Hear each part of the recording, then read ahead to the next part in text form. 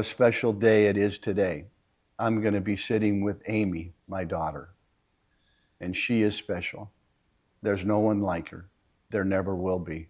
And I want to share her with you and her insights. You're going to be blessed. Well, hey, we're back. We took a little break, and I'm back with Amy Bangs, my daughter. And we were talking, and we felt like we should keep expanding it. So we didn't want to take up all your time, but we're going to continue on, or even a new vein. So we talked about our faith a lot and those type of things, and the grandkids and all that kind of stuff, a little bit about them.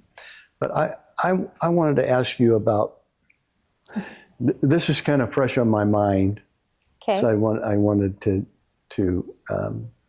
just kind of get your viewpoint on stuff. CR, Michael, your brother's son, mm-hmm. is here for a week of internship and so forth at Bangs and Massey, or Massey mm-hmm. and Company. On the West Coast, it's Massey and Company. Back in Tennessee, it's Bangs and Massey. Mm-hmm. So, and I went over with Jeremy and Ryan when they were buying the business and I was retiring and they were coming in and they were going to take it over. And I mean, what a job they've done mm-hmm. with that. I'm very, very proud of them. And I actually look up to them now mm-hmm. to lead me and so forth. So that's been great. But I've been going through this PowerPoint presentation with CR, the same one that I did with Jeremy, your husband, and Ryan.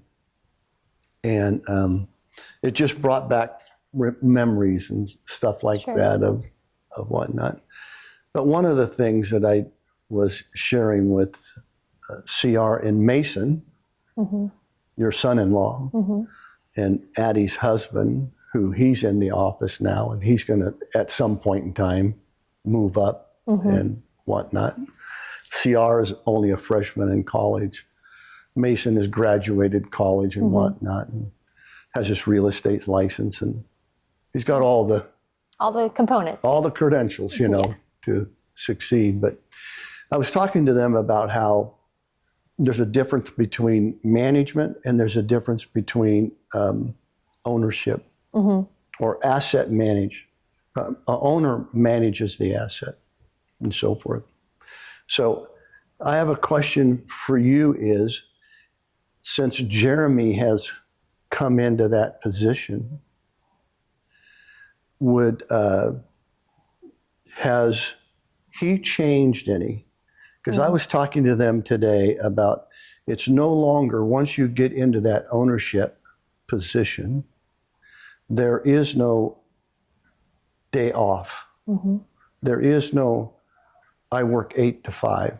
Mm-hmm. It's I'm in the office 8 to 5, so to speak, mm-hmm. or whatnot.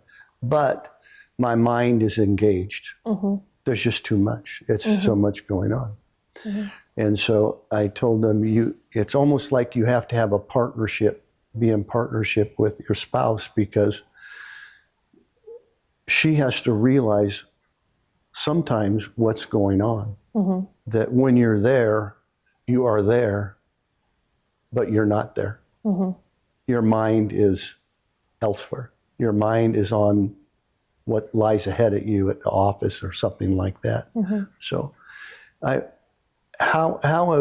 has Jeremy changed now that he stepped into that role? Do you see,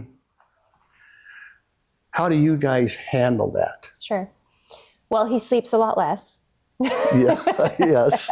I would say the biggest change has been, there's a lot more sleepless nights mm-hmm. that he has.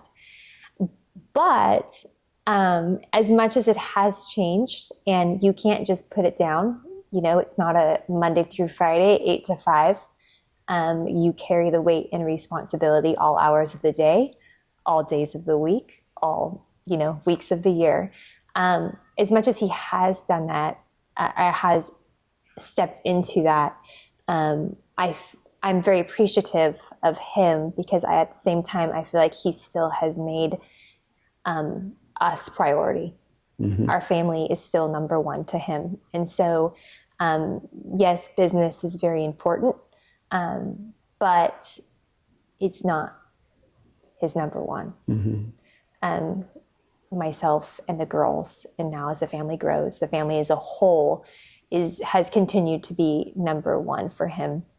There's always times where it feels like, hey, like you're here, but you're not really here. Yeah.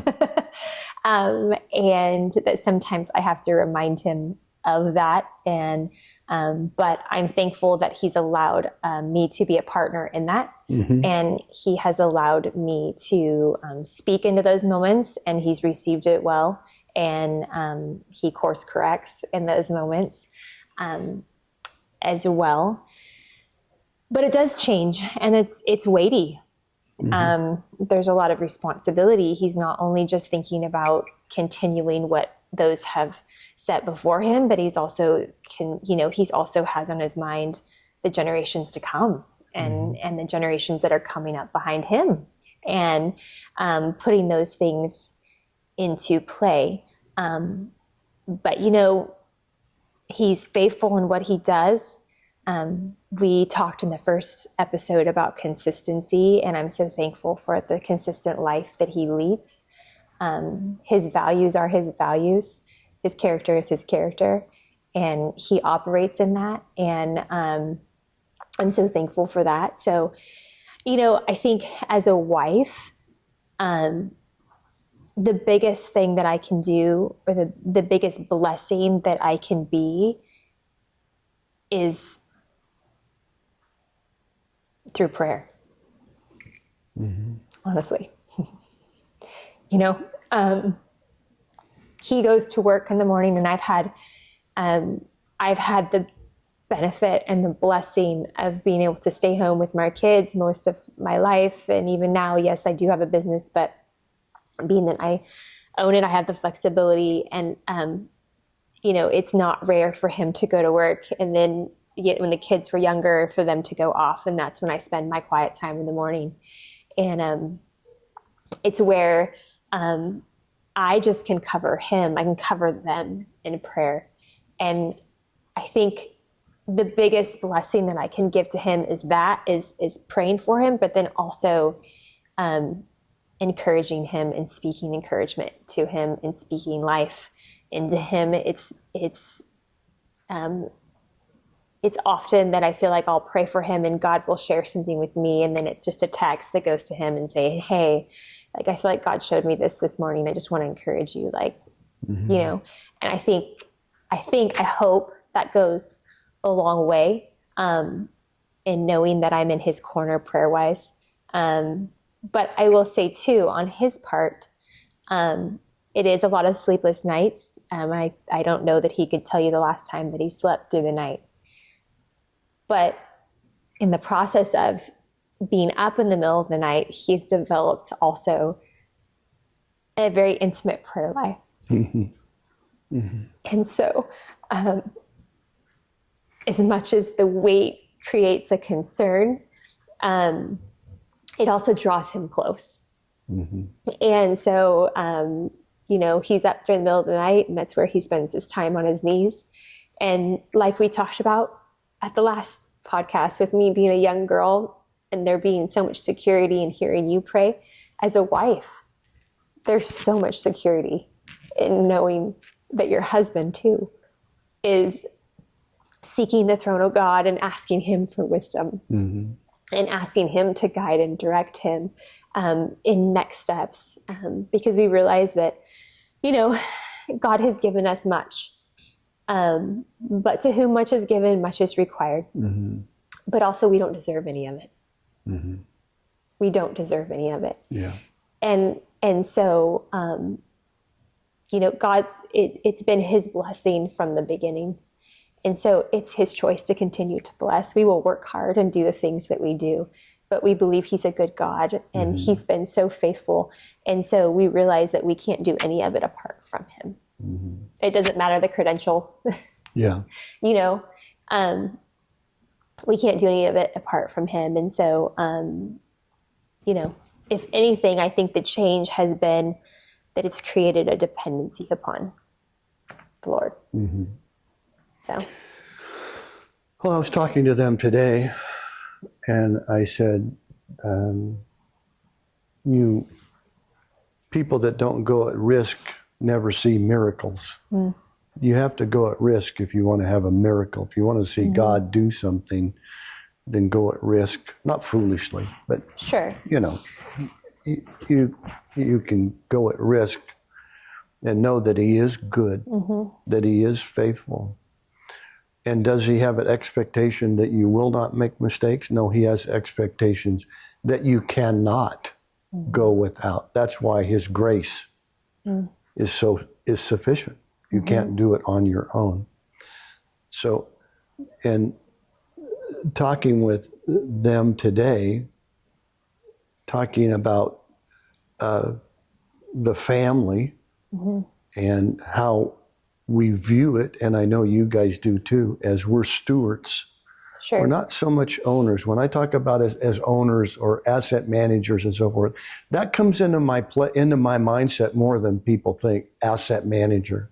I'm a manager of an asset that God has put in my hands to manage it.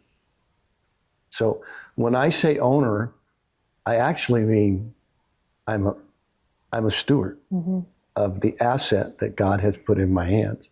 So I use put it the in our term, hands, but we have to hold it loosely so that it flows through. we hold, right? yes, we do. We're blessed to be a blessing. Yeah. We have to be awares of that. So that,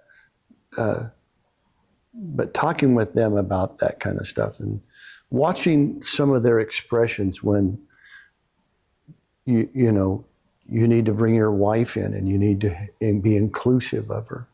And I actually told the story about praying in the prayer closet and how it didn't scare you to find out the situation we were in. It gave you confidence and a surety. So, and to pray in front of your children, to admit mistakes, to let them see you, and talk too about how we have deliberately, Mom and I have deliberately tried to, and not tried, we have passed assets on to you and Michael, your family and Michael's family. And part of that is of experiences we've had within family and so forth, and seeing how a parent can try to control an adult child, et cetera, by the finances and so, et cetera, and how we didn't want to do that. And talking to them about some people that might be what are called trust babies, and they never experience the responsibility of managing the asset, of being the steward of an asset, and therefore they never really they don't experience not just success, but they have nothing that they can really lay their hands on before their family and say, I did this with the help of God. I ventured out. I went at risk and so forth. And you don't have to be afraid. You can go at risk too. And how when you do that, you pass this wealth on to your children and they become responsible. They don't cry out to Dad. They cry out to God. Does that am I making sense? It's not, well, Dad, it's I need this. Their source. It's just a difference in perspective of source. Right. Where is it coming from? Where is it flowing from? Is it flowing from, the generations before, or is it ultimately storing from the storehouses of heaven? You know what I mean? And just being aware of the source, but that's a battle. I It mean, is a let's be battle. real. I tell you that is a battle, and it's very easy when you have a lot to become self-reliant and self-dependent and self-made and all the things, and to lose sight of the fact of where it flows from. It's very, very hard. Very hard. Very, very hard to keep your eyes in that place. I think that's why Scripture talks about it so much, that it's so hard for a wealthy man. What is it? Easier for to get through an eye of the needle. I'm going to mess that all up. But anyway, the Amy version. The Amy version. But it is. It's hard. And I think all of us struggle, and it doesn't matter. I think how strong your relationship and how grounded your relationship is with the Lord. It's a constant battle to remind yourself that it all flows from Him from the first place. And it could be gone tomorrow. It could be. You're right. It could be.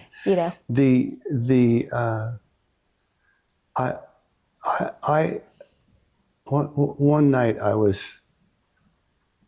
praying and whatnot, and I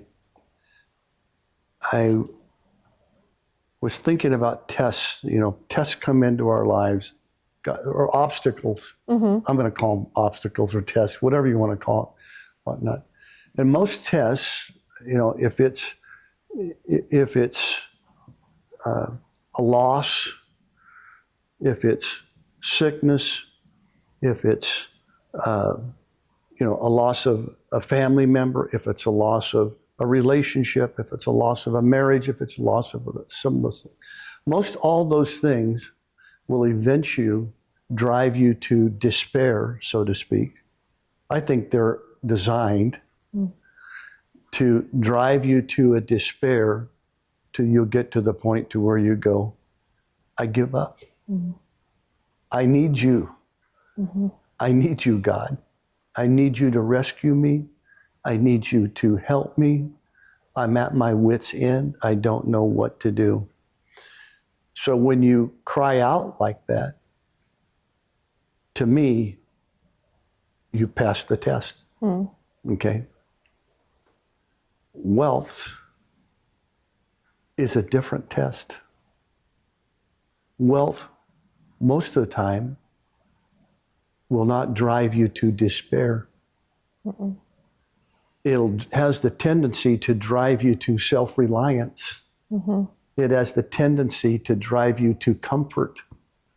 It has the tendency to where you will gladly walk away from God with a hop, skip, and a jump. Sure. I got it all together. And to me, in my life, that's the test. That's the big test. That most people would say, well, God tests me with trials and whatnot. God tests me with wealth and so forth. But at the same time, I think our family could speak to, and for us, it's both sides of the family. It's the Massey side, the Bang side. You can have all of it, but you still experience the other. And I think that, yes, God has been abundantly good to us, but our family has also walked through great loss. We have. And, it's walking through those trials of loss that sometimes brings you back into alignment. It does. And we would never wish those things, but it does help bring things into perspective that all of this, the wealth, all those things, none of it matters in those moments.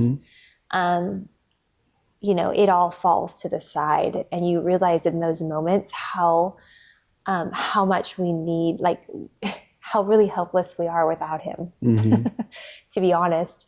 And so, I think for so many people, they think, well, life is so much easier. And there is a component of life that is very much easier. I think I would be amiss to say that some things aren't easier. Yeah. But there are harder components too, relationally, through family. self-reliance. There's other things. Sometimes relationships can be difficult because there's ill motives. There's different parts to it that make it complicated. But even in the midst of that, I think, it's the greatest tragedies of loss in life that rock you to the core. Yeah. And you have a choice in those moments, to be honest. You do. Our family has walked through it. You've walked through it. I've watched Jeremy walk through it. And there just comes a point where sometimes you either have to choose. You have to choose. Mm-hmm. I'm either gonna choose to see God as good, or I'm just gonna question this thing to the end because it doesn't make sense. Mm-hmm. Can't find a why. No. Can't do anything about it. Mm-hmm. And so there's no money that can get you out of it. There's no money that can change it. Mm-mm. There's, you can't do anything about it. Mm-hmm. And so, in those circumstances, I think we do become very aware of how helpless we are without him. Mm-hmm. And hopeless we are without him. You're talking about that, and I remember when my brother was killed at a construction job site in an accident, and I remember getting the call that Randy had fallen from a roof and that he died. I was young, but I remember that vividly. And I remember, I thought, well, if I can get back to my dad, if I can get to my dad and Buzz, if I can just get back to them, they can fix this. Mm-hmm.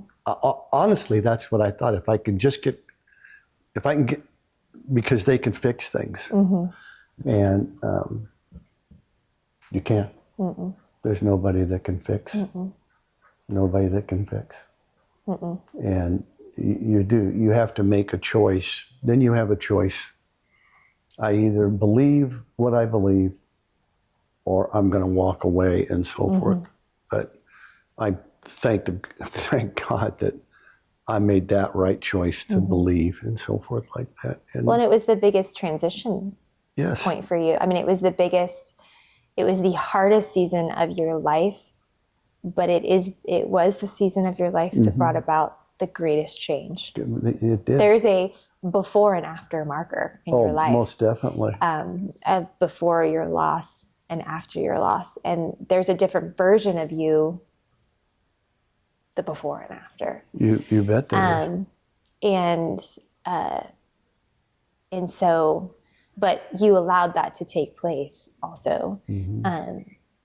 And I would say the same thing for Jeremy. I remember the day that his dad passed away. I remember it had happened suddenly, and I went back up to the room, and we were all of 28, 29 years old, and our life had just been shaken to the core. And I remember thinking, what is this going to do to him? Like, is he still going to be the dad that he was, the husband? Like, I knew how off kilter things would become. And I just remember thinking, what is this going to do to him? And I tell him often, he's allowed it to make him better, not bitter. And that's a choice. Mm-hmm. Because the easier choice is to become bitter. Mm-hmm. That's the easy choice. Mm-hmm. But the hard choice is to allow God to make you better through it. And I'm so thankful that you have done that. I'm so thankful that he has done that as well. Mm-hmm. Mm-hmm. We were just at the graduation, Cole's graduation, Addison's graduation, and at both graduations.